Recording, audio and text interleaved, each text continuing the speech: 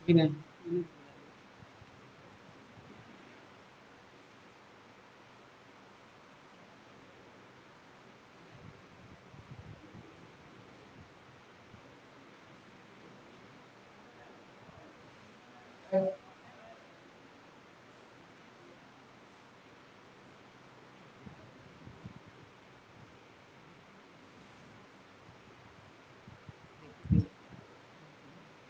नमस्कार, मैं कमल किशोर, प्रवक्ता शोर, SCRT लखनऊ से।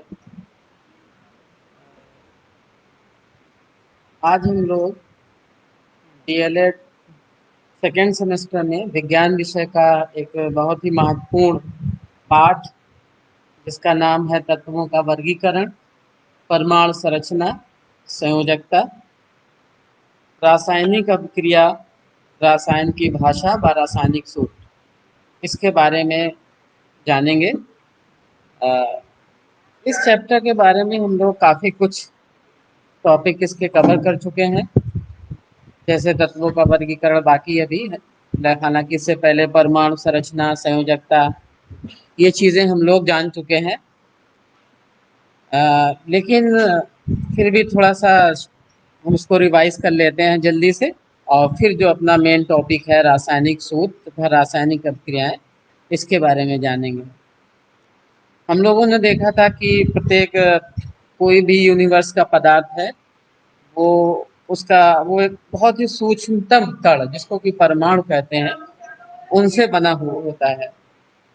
अब इस बारे में सबसे पहले बहुत से दार्शनिक भारतीय भी थे, कुछ कुछ यूनानी दार्शनिक, जिन्होंने सबसे पहले लगभग 400 ईसा पूर्व इसके बारे में बात की थी कि प्रत्येक पदार्थ बहुत सूक्ष्म कणों से मिलकर बना है, जिनको और डिवाइड नहीं किया जा सकता है, और उनको परमाणु या अंग्रेजी में इसको एटम नाम दिया था।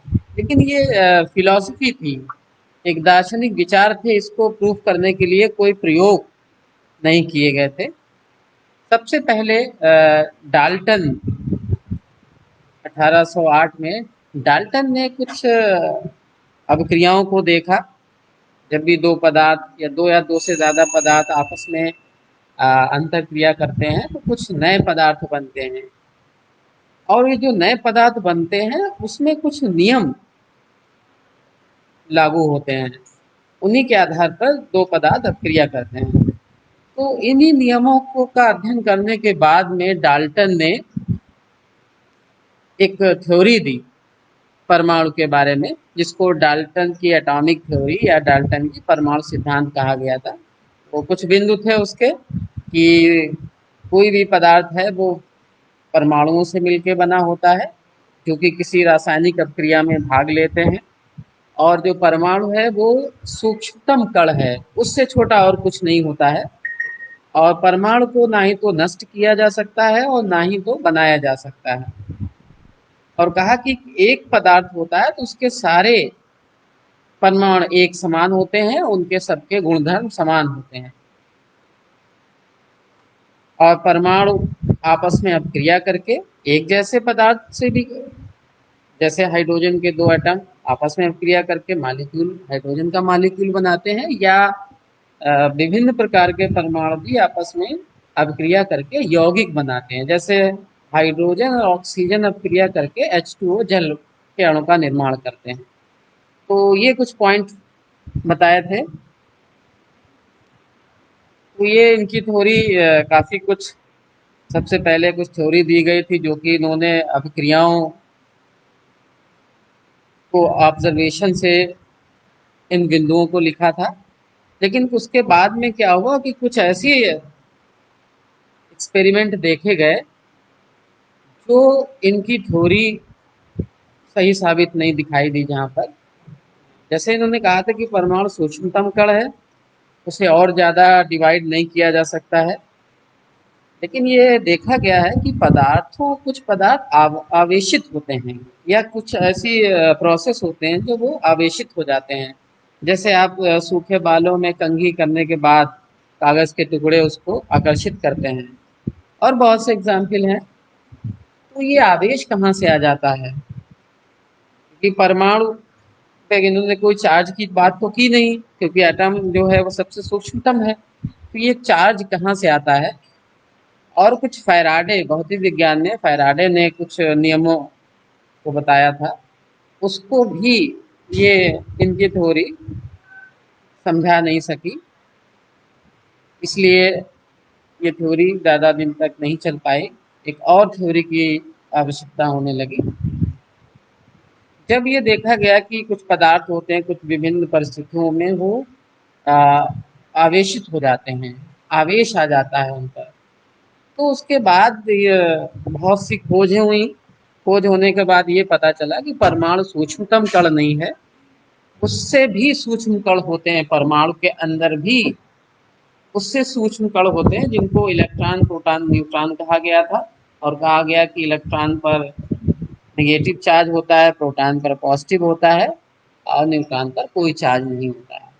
तो ये बता दिया गया कि परमाणु जो है वो सूक्ष्मतम कण नहीं है, उसके अंदर भी इलेक्ट्रॉन, प्रोटॉन, न्यूट्रॉन होते हैं।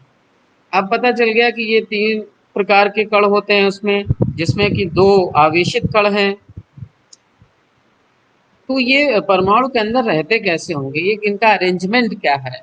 अगर कोई चार्ज नहीं होता तो कोई प्रॉब्लम नहीं थी, कैसे भी रह सकते थे, क्योंकि चार्ज है, क्योंकि पॉजिटिव पॉजिटिव आपस में रिपेल करते हैं, नेगेटिव पॉजिटिव अट्रैक्शन करते हैं, तो इसके अंदर उनका अरेंजमेंट क्या होता है। तो इसको समझाने के लिए बहुत से मॉडल प्रस्तुत किए गए थे। जैसे सबसे पहले टॉमसन का परमाणु मॉडल था, जिसमें उन्होंने कह दिया था कि जो परमाणु होता है वो एक, उसको हम मान सकते हैं जैसे तरबूज की तरह होता है। उसमें जो परमाणु में जो प्रोटॉन होते हैं पॉजिटिव चार्ज वाले, वो पूरी बॉडी उसकी बनी होती है, और जो इलेक्ट्रॉन होते हैं वो जहाँ तहाँ धंसे होते हैं। जैसे तरबूज में जो गूदा है वो प्रोटॉन पूरी बॉडी बनी हुई है, और जो इलेक्ट्रॉन है वो उसके बीच की तरह धंसे होते हैं, इस तरीके से बताया। तो इनका जो मॉडल है, एक चीज़ तो समझा सका, तो मॉडल वही एक्सेप्ट किया जाता है जो एक्सपेरिमेंटल चीज़ों को समझा सके। तो इनका मॉडल एक चीज़ ये समझा सका कि परमाणु ओवरऑल न्यूट्रल होता है, उदासीन, कोई चार्ज नहीं होता है। तो उन्होंने समझा दिया कि जो उसका एटम की पूरी बॉडी प्रोटॉन की बनी है, तो उस पर जो पॉजिटिव चार्ज आएगा, और electron negative charge, total negative charge positive charge के बराबर होता है, इसलिए न्यूट्रल होता है, ये समझा दिया गया। लेकिन फिर रदरफोर्ड ने एक एक्सपेरिमेंट किया जिसको अल्फा स्कैटरिंग एक्सपेरिमेंट या रदरफोर्ड का अल्फा प्रकीर्णन प्रयोग कहते हैं। इस प्रयोग को थॉमसन का मॉडल नहीं समझा सका, इसलिए उनका मॉडल नहीं चल पाया आगे। रदरफोर्ड ने अपने मॉडल में जो एक्सपेरिमेंट किया उसके आधार पर उन्होंने ये पाया कि जो प्रोटॉन और इलेक्ट्रॉन होते हैं उनके अरेंजमेंट को समझाया। उन्होंने कहा कि जो प्रोटॉन होते हैं, जो एक्सपेरिमेंट किया, जो ऑब्जर्व किया, उसके आधार पर उन्होंने निष्कर्ष निकाला, जो परमाणु है उसके सेंटर में एक छोटी सी जगह जिसको उन्होंने नाभिक कहा, उसमें प्रोटॉन होते हैं, और जो इलेक्ट्रॉन होते हैं वो उस न्यूक्लियस के चारों ओर विभिन्न कक्षाओं में घूमते रहते हैं। ये इन्होंने अपने मॉडल में प्रस्तुत किया।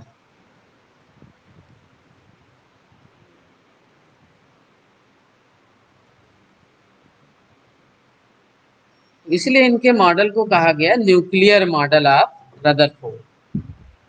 उसमें न्यूक्लियस के बारे में बताया कि परमाणु के अंदर एक धनावेशित केंद्र होता है जिसको नाभिक कहते हैं, और जो इलेक्ट्रॉन है उसके चारों ओर घूमते रहते हैं।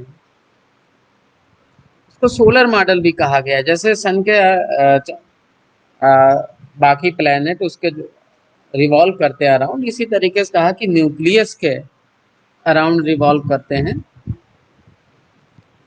लेकिन रदरफोर्ड के मॉडल में भी कुछ कमियां थी। जैसे कि उन्होंने कहा कि इलेक्ट्रॉन लगातार ऑर्बिट में घूमता रहता है, तो ये कहा कि अगर घूमता रहता तो उसकी एनर्जी खत्म हो जाएगी, एक टाइम ऐसा आएगा उसकी एनर्जी खत्म हो जाएगी, फिर वो तो घूमता हुआ इलेक्ट्रॉन न्यूक्लियस में गिर जाएगा, तो फिर एटम का अस्तित्व ही खत्म हो जाएगा। और हम जानते हैं कि पूरा यूनिवर्स परमाणुओं का बना है, तो पूरा ब्रह्मांड, पूरा जो यूनिवर्स है उसको ही खत्म हो जाना चाहिए, लेकिन ऐसा तो नहीं है। इसका मतलब इलेक्ट्रॉन न्यूक्लियस में नहीं गिरता होगा। तो क्यों नहीं गिरता है, ये चीज तो इससे पहले रिसर्च से प्रूव कर दी गई थी कि जब भी कोई आवेशित कण रिवॉल्व करता है, एक्सेलरेट होते हुए घूमता है, तो वो अपनी ऊर्जा को रेडिएट करता है, विकिरित करता है, उसकी एनर्जी कम होनी चाहिए। लेकिन यहाँ पर इलेक्ट्रॉन की भी ऐसी स्थिति है, आवेशित कण है और सर इस पाथ में घूम रहा है, वर्तुलाकार पार्क में मार्ग में पथ पर घूम रहा है, तो उसको भी उसकी एनर्जी कम होनी चाहिए, उसको एनर्जी विकृत करनी चाहिए। लेकिन इलेक्ट्रॉन लगातार घूमता रहता है और उसकी एनर्जी कम नहीं होती होगी, तभी वो न्यूक्लियस में नहीं गिरता है। इस चीज को रदरफोर्ड का मॉडल नहीं समझा। तो फिर बोर का मॉडल आया। उस मॉडल में जो चीज रदरफोर्ड के मॉडल में नहीं समझाई जा सकी थी कि इलेक्ट्रॉन अपने कक्षा में घूमते हुए नाभिक में क्यों नहीं गिरता, क्योंकि उसकी एनर्जी कम होती रहती है। इस समस्या का समाधान बोर मॉडल में बताया गया। उन्होंने कहा कि इलेक्ट्रॉन जो होते हैं वो किसी भी कक्षा में नहीं घूम सकते, वो कुछ निश्चित कक्षाओं में ही घूम सकते हैं, कुछ निश्चित कक्षाओं, ऊर्जा की कक्षाओं में ही घूम सकते हैं, और उसमें जब ये घूमते हैं तो अपनी ऊर्जा विकृत नहीं करते हैं। इसको इन्होंने एक मैथमेटिकल मॉडल है, इसको डेरिवेशन करके भी दिखाया है। इस मॉडल को रदरफोर्ड के मॉडल और आगे बढ़ाया इन्होंने। और इन्होंने कहा कि जो ऑर्बिट होते हैं जिसमें इलेक्ट्रॉन घूमता है उनकी ऊर्जा होती है, इसलिए उनको इन्होंने ऊर्जा स्तर या कोश भी कहा था। परमाणु के ऊर्जा स्तर उन्होंने सबसे पहले न्यूक्लियस के बिल्कुल पास में जो कक्षा थी उसको कहा के शेल या पहली कक्षा, एल शेल दूसरी कक्षा। इस तरीके से इन्होंने कक्षाओं का नामकरण किया, कहा इलेक्ट्रॉन इसमें एक निश्चित तरीके से भरे होते हैं।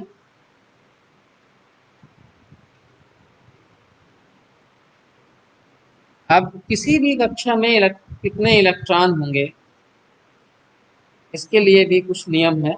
तो इसको बताने के लिए एक बोर-बरी नियम है, बोर-बरी स्कीम कहते हैं। उनके अनुसार किसी कक्षा में कितने इलेक्ट्रॉन होंगे, तो वो फार्मूला दिया 2n²।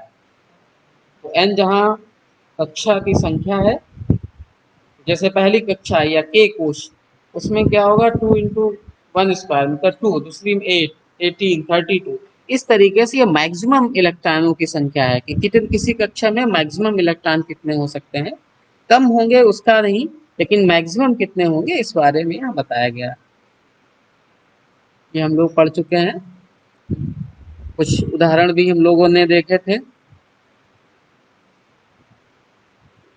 18 एलिमेंट के एलएमएन में उनकी कितने इलेक्ट्रॉन होते हैं और वैलेंसी क्या होती है, इस बारे में ये देख सकते हैं। उसके बाद हमने देखा था परमाणु संख्या या एटॉमिक नंबर। इसको देखा था कि इसको Z से एक्सप्रेस करते हैं, और ये किसी परमाणु में प्रोटॉनों की संख्या को ही उस परमाणु का परमाणु संख्या या एटॉमिक नंबर कहा जाता है। जैसे कार्बन के न्यूक्लियस में 6 प्रोटॉन होते हैं, तो हम कहेंगे कार्बन का की परमाणु संख्या 6 है।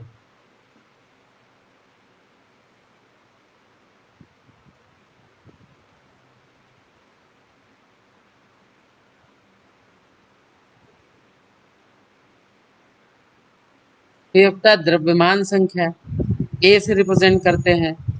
ये होता है प्रोटॉन और न्यूट्रॉनों की संख्या को, सम को जोड़ दें अगर न्यूट्रॉन प्रोटॉन की संख्या को, तो इसको हम कहते हैं परमाणु द्रव्यमान संख्या। फिर हमने बात की थी संयोजकता।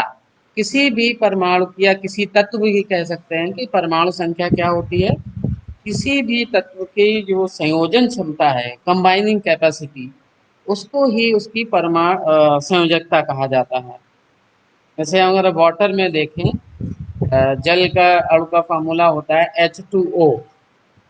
तो यहाँ पर एक ऑक्सीजन ने दो हाइड्रोजन से जुड़ा हुआ है, कंबाइन कर रहा है, तो हम कहेंगे ऑक्सीजन की संयोजकता ऑक्सीजन की दो है। हाइड्रोजन, एक हाइड्रोजन ने एक ऑक्सीजन से जुड़ा है तो उसकी संयोजकता एक है। तो किसी भी तत्व की जो संयोजन क्षमता है, कंबाइनिंग कैपेसिटी, उसको ही उसकी संयोजकता कहा जाता है। अब किसी भी तत्व की संयोजकता क्या होगी, इसे पता करने के लिए हमें उस तत्व के परमाणु में बाहरी कक्षा में कितने इलेक्ट्रॉन हैं, हमें ये पता करना होता है। तो कंबाइनिंग कैपेसिटी जो है वो किसी परमाणु की अंतिम कक्षा में इलेक्ट्रॉनों की संख्या पर निर्भर करती है। देखते हैं कि जो नोबेल गैसेस या अक्रिय गैसें जिनको कहते हैं, इनमें अगर हीलियम को छोड़ दिया जाए तो उसमें दो, उसके में एक ही कक्षा होती है, उसमें दो इलेक्ट्रॉन होते हैं। बाकी सभी में नियान, आर्गन, क्रिप्टन, जीनान, रेडान में बाहरी शेल में 8 इलेक्ट्रॉन होते हैं। तो ये माना जाता है कि जिन तत्वों में बाहरी कक्षा में 8 इलेक्ट्रॉन होते हैं तो उसको पूर्ण माना जाता है। देखा गया कि वो तत्व जो हैं वो अभिक्रिया दूसरे तत्वों के साथ नहीं जुड़ते हैं, जैसे अक्रिय गैस दूसरे तत्वों से नहीं जुड़ती हैं सामान्यतः। तो ये माना गया कि जो किसी भी तत्व के परमाणु की बाहरी कक्षा में 8 इलेक्ट्रॉन होना, ये एक स्थायित्व का प्रमाण है। बाकी जिन तत्वों में की बाहरी कक्षा में 8 इलेक्ट्रॉन नहीं होते हैं तो वो तत्व दूसरे तत्वों से या अपने ही समान तत्व से अभिक्रिया करके अणु बना देते हैं। और ये काम वो या तो इलेक्ट्रॉनों के लेन देन से या इलेक्ट्रॉनों की साझेदारी से करते हैं, और वो अपनी कक्षा में 8 इलेक्ट्रॉन पूर्ण कर लेते हैं। फिर दूसरा टॉपिक देखा था समस्थानिक। समस्थानिक वो एक ही तत्व के वे परमाणु जिनमें इनका Z परमाणु संख्या समान लेकिन द्रव्यमान संख्या भिन्न होती है, उनको हम समस्थानिक कहते हैं। इनके उपयोग क्या होते हैं, जैसे समस्थानिक या आइसोटोप्स के बहुत ही महत्वपूर्ण उपयोग होता है। जैसे कार्बन का एक बहुत महत्वपूर्ण आइसोटोप है कार्बन 14।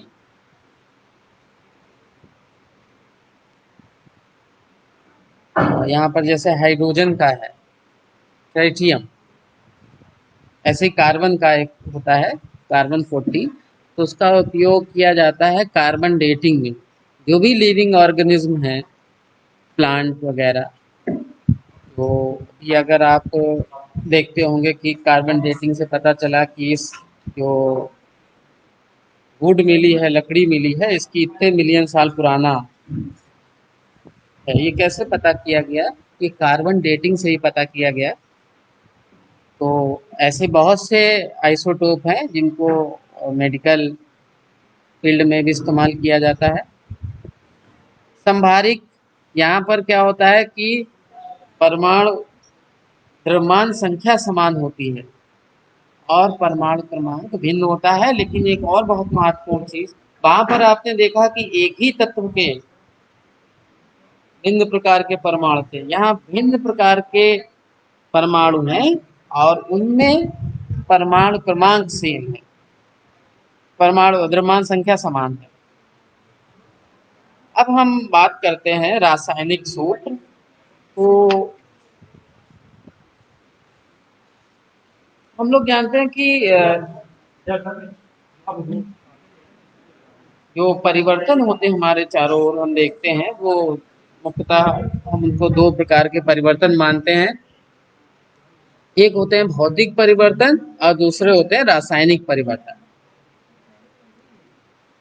तो भौतिक परिवर्तन वो परिवर्तन होते हैं जहां पर कोई नया पदार्थ नहीं बनता है। बहुत सामान्य से उसके उदाहरण हैं, जैसे जल से बर्फ का बन जाना,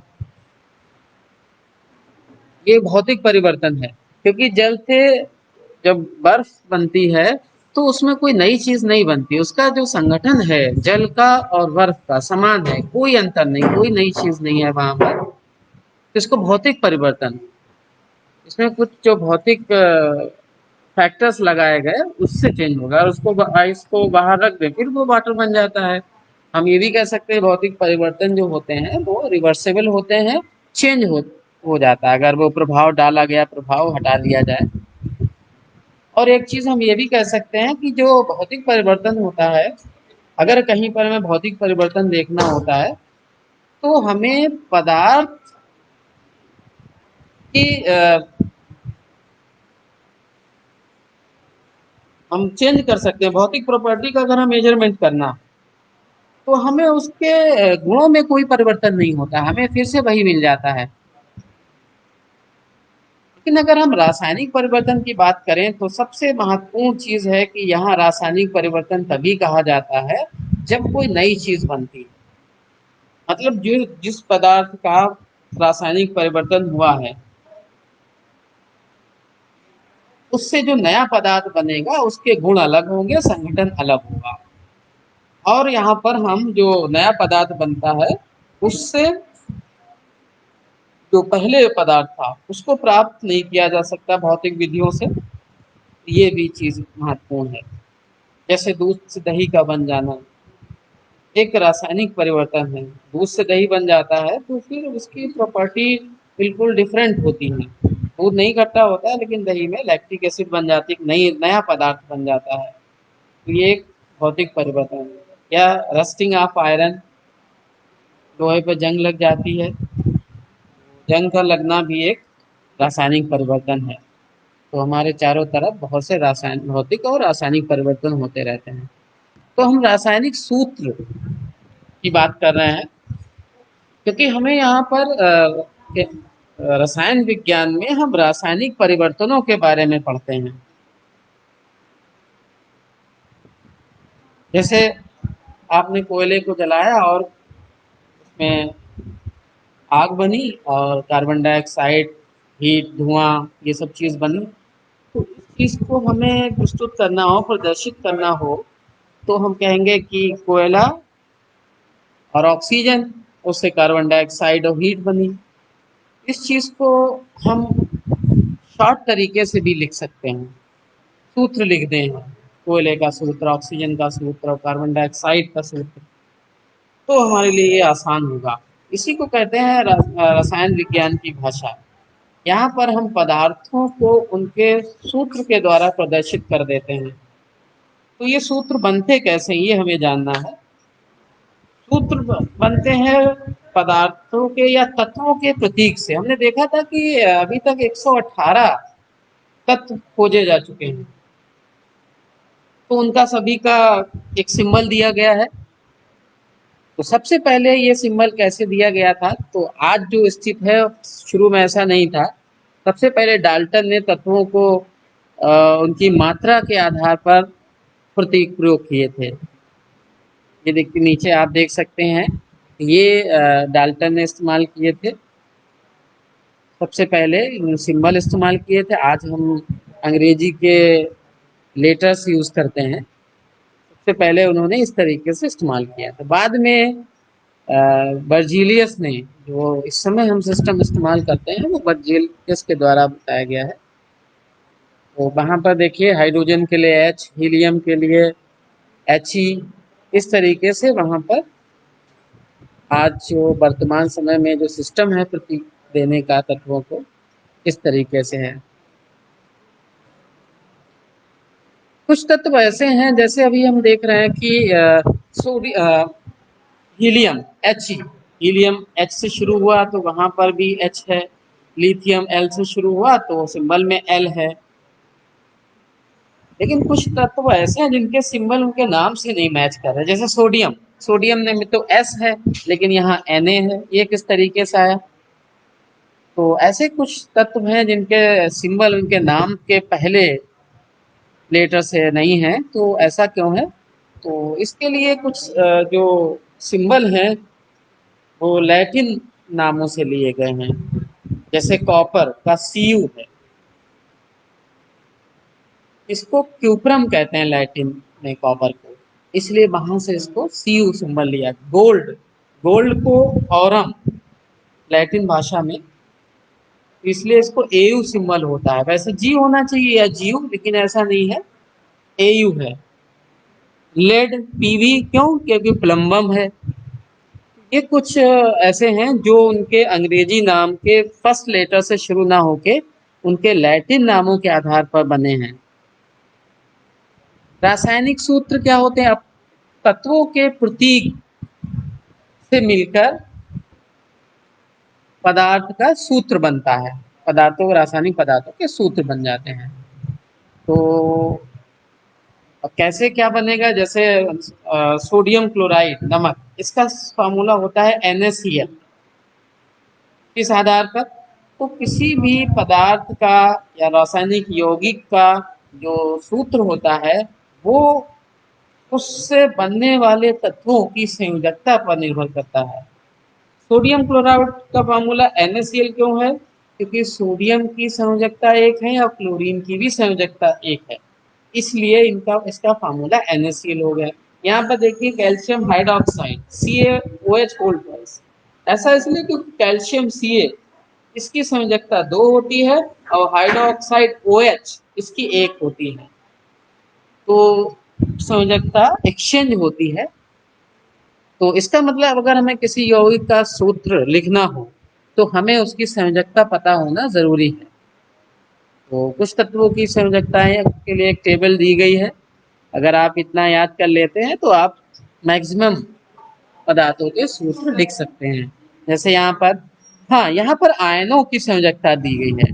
देखिए कुछ पर धन आवेश है, जैसे K+, potassium plus, sodium plus, और कुछ ऐसे आयन हैं उनका माइनस चार्ज है, निगेटिव। तो निगेटिव चार्ज वाले जो भी तत्व या सूत्र हैं उनको एनायन कहा जाता है, ऋणायन, और पॉजिटिव वाले को कैटायन या धनायन कहते हैं।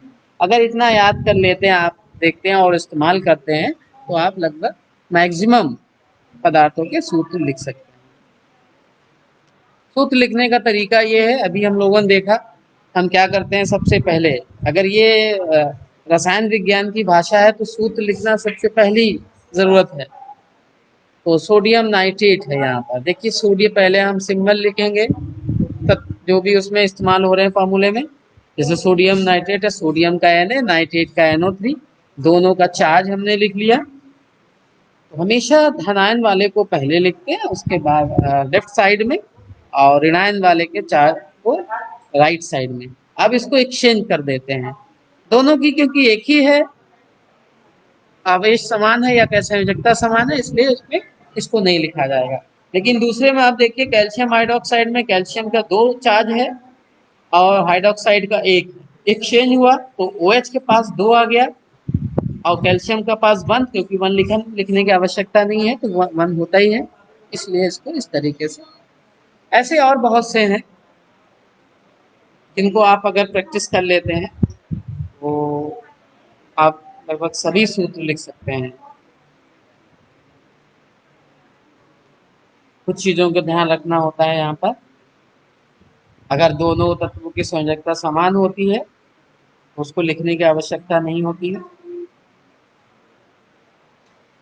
आप तत्व को हम पहले सिंबल को याद करते हैं, उसके बाद उनसे फार्मूला, सूत्र बनाना सीखते हैं। अब जब सूत्र बनाना सीख लेते हैं उसके बाद हम रासायनिक अभिक्रियाएं बनाना सीख लेते हैं। तो अगले स्टेप में हम लोग जानेंगे कि सूत्र का निर्माण करने के बाद हम उनसे अभिक्रियाएं कैसे लिखें। तो आज के लिए इतना ही। आप तत्वों के प्रतीक और उनसे, उन पर आवेश को याद कर लें, प्रैक्टिस कर लें, और जब आप सभी सूत्र बना लेंगे तो रासायनिक अभिक्रिया लिखना बहुत आसान हो जाएगा। धन्यवाद।